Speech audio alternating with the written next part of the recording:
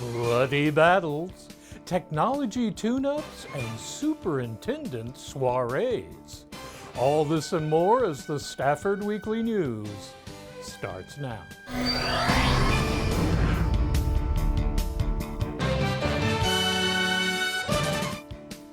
Welcome to the Friday, July 17th edition of the Stafford Weekly News.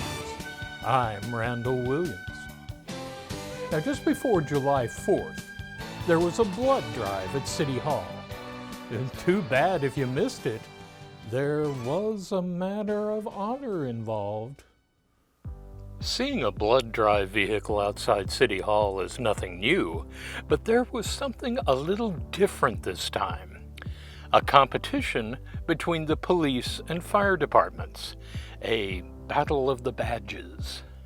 One day I was kind of brainstorming on what we could do for the community and how we could get the community to come to us and see us, and I was like, we haven't done a blood drive in a while, so I just reached out to a close community blood drive, and they were like, actually, we're doing Battle of the Badges, so it was perfect.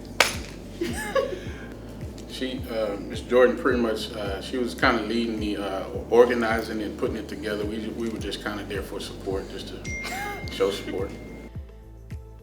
Donors were given a link to cast their votes for either the police or fire departments. This was part of a week-long drive for the Gulf Coast Regional Blood Center. We tried to get a lot of officers out there, but unfortunately we can't take all their blood and then let them go back out on the street just in case something bad happened. But we tried to get a lot of people out there. I donated blood. I know a lot of people from the PD who donated blood, so it was really good. It turned out super well. I know fire also had a ton of people. Locally, the blood drive received 31 donors with a final score of 14 for the fire department and 9 for the police department. The week-long regional drive itself saw 2,990 blood donors, with 1,664 voting for Team Fire and 1,336 for Team Police.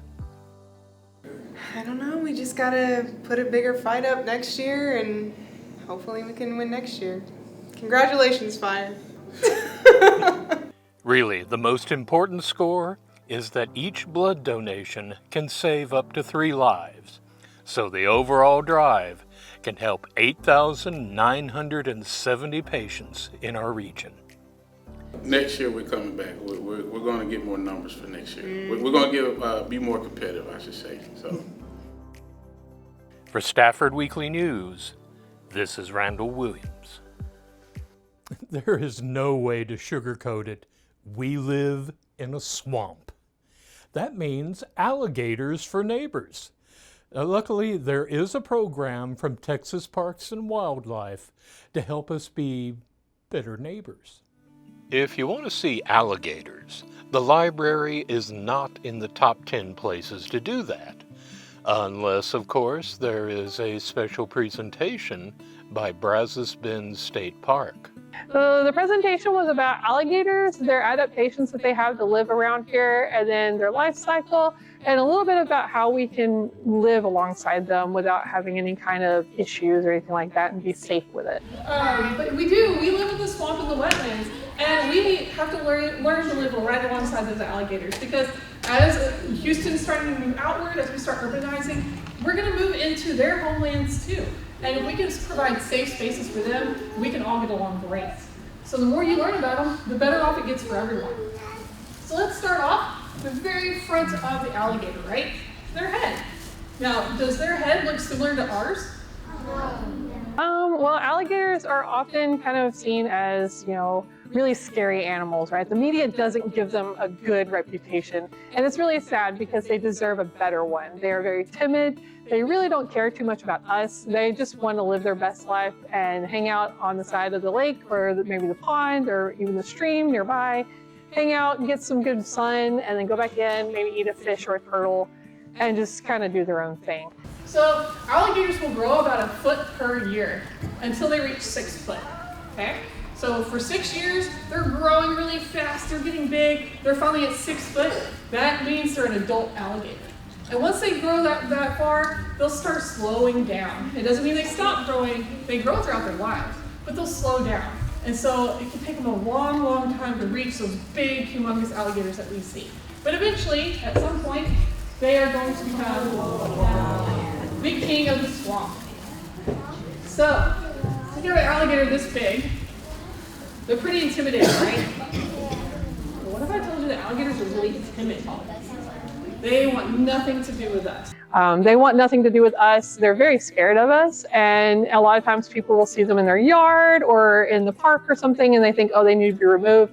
9 times out of 10, the alligator is just trying to find a new water source. They're not even trying to go and habitate under the house or anything like that. So just leave them alone, leave them be, give them some space and some respect, and they will do the same for us.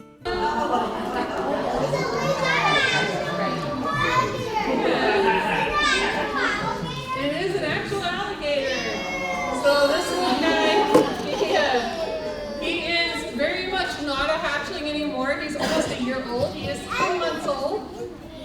He hatched out in my hand on August 21st. And so he's going to be released back into our park in just a few months, but right now he's helping people learn about alligators.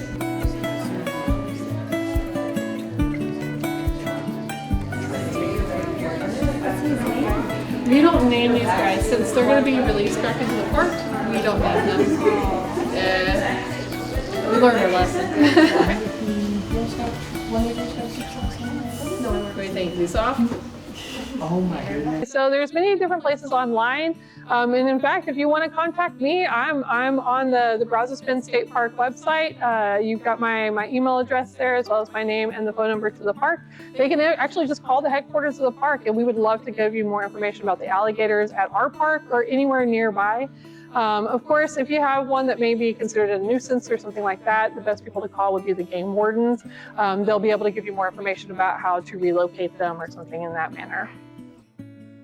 For Stafford CSI, this is Randall Williams. Greetings from the future.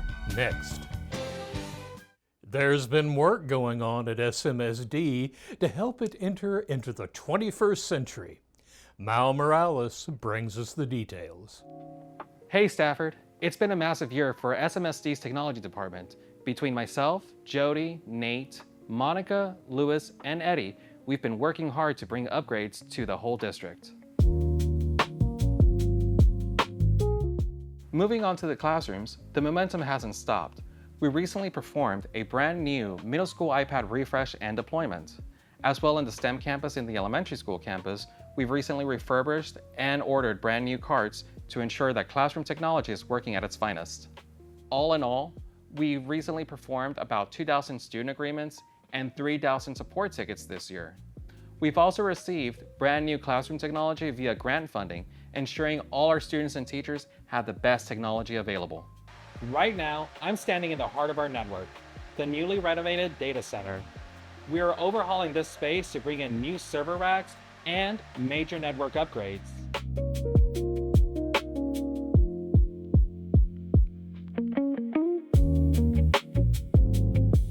We've also completed brand new HVAC upgrades, ensuring that this room stays at an optimal 67 degrees to make sure that our data centers are working at optimal performance. But we're not quite finished. Our team has recently hit the ground running with a new FortiVoice Unified Communications upgrade. This means better calls and less dropped calls across the whole district.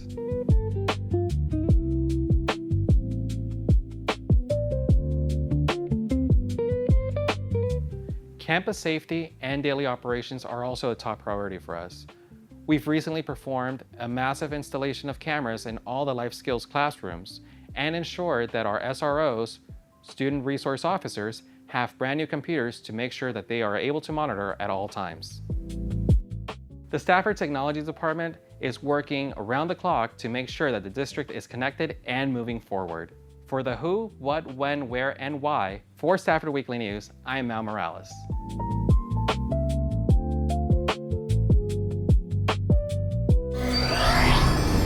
Meet the new boss. Next. You might have noticed there is a new superintendent at SMSD.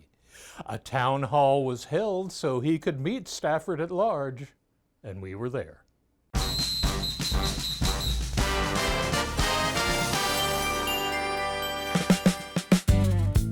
Recently, the Stafford community gathered for an extensive town hall meeting to officially welcome the new Stafford Municipal School District Superintendent, Dr. Adam Stevens. The event gave parents, staff, and city leaders a chance to learn about his background and ask pressing questions about the future of the district. Dr. Stevens brings 24 years of educational experience to the role, starting his career as a special education teacher before serving in administrative roles in larger districts like Fort Bend ISD. So most people don't know the joke because we are actually the only municipal school district in Texas. And so really what that means is that not only do I get to work with 7 amazing board members, I also get to work with our city council as well. And the city really wraps its hands around the school district. When outlining his leadership style, Dr. Stevens introduced his foundational philosophy, an acronym he calls CORE. He emphasized that navigating the daily challenges of education requires a strict commitment to these 4 pillars. And we, in this building, we kind of live it by the core, right? You know, if you work out, if you got a strong core, you can do anything. We know as we get older, if we get a little soggy in the midsection, our back's going to suffer. It's going to be a little harder to do stuff. So for us, the core is really 4 things. The C stands for commitment. You know, it means bringing our best to work every day. We know that some days are harder than others. We know that our students have life outside of school. We know our teachers have lives out of school. We know that we have lives outside of school. During the meeting, a major topic of discussion was how student success is actively measured across the district. Addressing recent dips in 5th grade reading scores, Dr. Stevens explained that the district is triangulating data from multiple sources to improve literacy, rather than judging a student's entire worth on a single state exam. Right? Because we don't believe that a student can be distilled down to a STAR test. Because if I told you, hey, I'm going to give you this test, you're going to take it on a random Tuesday, and if you pass it, I'm going to tell you you're great, and if you fail, I'm going to tell you you're not great. Instead of focusing solely on the STAR test, Dr. Stevens praised the district's nearly 100% college, career, and military readiness rate. He emphasized the massive financial and practical impact of programs that allow students to leave high school with early credentials. For families, this means saving thousands in out-of-pocket college expenses. But it's not just a college-going culture, and that's why those level 1 certificates are so important, because what that says to the student is that, heads, you may have made the decision that college is not for you, but a level 1 certificate and a welder, you're going to make almost $70,000 a year as an 18, 19-year-old. That commitment to preparing students for the real world is fueled by what Dr. Stevens calls Stafford's spirit of innovation. While other districts across the state are moving to 4-day school weeks to cut costs, SMSD is doing the exact opposite to ensure students don't fall behind. You may not know this, but Stafford actually participates in a program called ATSE. So that's the additional school day program, where we actually go to school and we offer our students the ability to go to school about 21 days more than other students from across the state. We get a small financial benefit. I'm talking a small financial benefit. The town hall then shifted to tough questions from the community. Dr. Stevens pointed directly to safety directives implemented after the tragedy in Uvalde, noting that while safety is the top priority, the state did not provide the funding to execute these new laws. The legislature came out with a law that said we had to have armed security at every campus. Now, what didn't they give us, trustee? Money. They didn't give us money for that. So it wasn't like we're going to give you the funds for your campuses. It was, you need to go into your budget. But at the same time, we really want to make sure that your class size ratios remain small, right? Those budget struggles are compounded by a lack of general funding. Dr. Stevens shared that the basic allotment per student in Texas has not increased since 2019, and recent legislative pushes for school vouchers have only made the financial landscape more difficult for independent and municipal districts alike. So again, but that's one of those things is that, you know, vouchers make our job more difficult, but it's a job that we're still going to do because we do love competition. We do want to be the best, and we truly believe that we can offer our kids here a better, more well-rounded education than other people can. And that's our commitment, and that's what we're going to continue to work at. The strain of mandates is heavily felt within the special education department. Following a question from a concerned grandparent, Dr. Stevens, a former SPED teacher himself, explained how the state's new intensity of service funding model has created massive new paperwork hurdles for Stafford special education staff. So what the state has basically said is, in their mind, it costs more money to educate maybe a student that has autism than it does that has a learning disability. So now you're going to get more money for that autistic student, but there's a catch, because now you have to document everything that you do for that student that qualifies them for that higher tiering rate. So in addition to all the normal paperwork that our staff's going to have to do, now there's more paperwork that goes along with it. And what we've been told is that this year, you're either going to get the same or more money, no less, for this year. But what does that mean? Next year, we could get less. With neighboring districts facing school closures, teachers expressed concern about Stafford becoming overcrowded. Dr. Stevens assured the community that Stafford will maintain its thoughtful enrollment procedures to protect its unique, small-town environment and keep class sizes manageable for educators.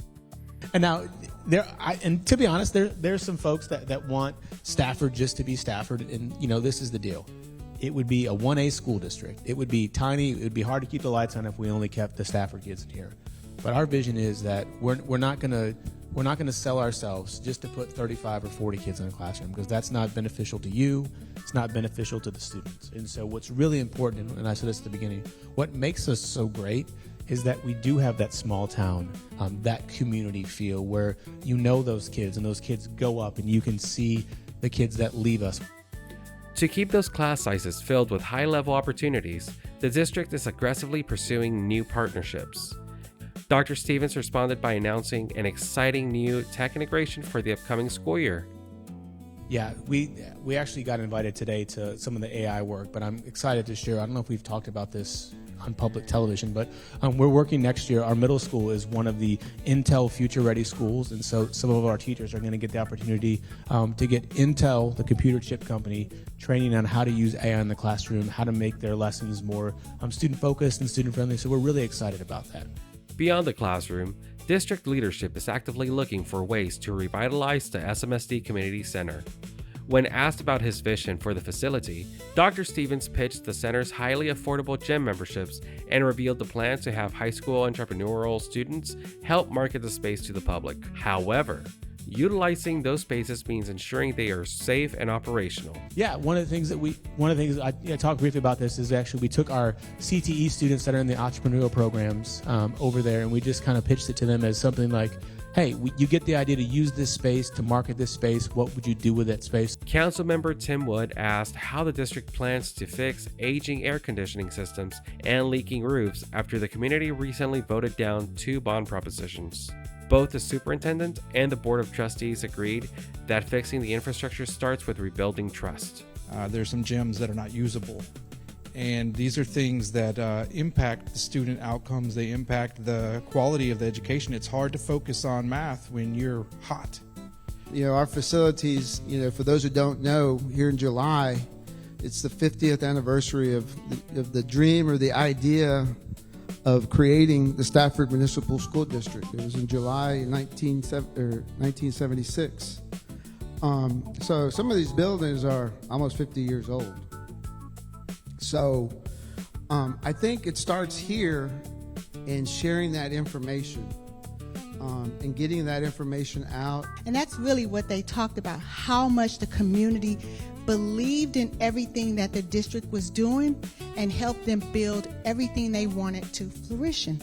And I think, as Mr. Willis said, these 7 square miles, I really believe that we can do that.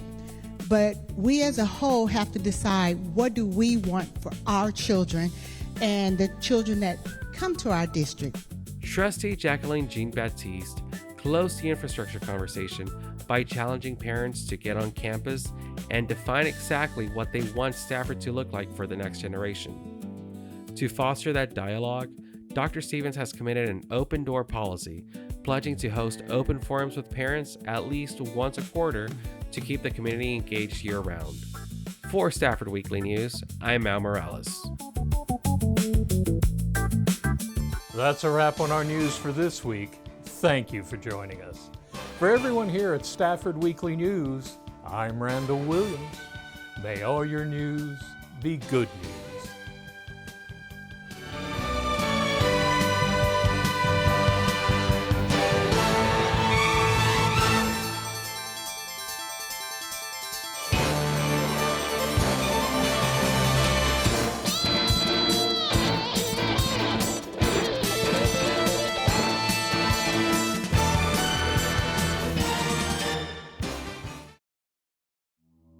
This program was produced at City Hall of Stafford, Texas, in association with Houston City College.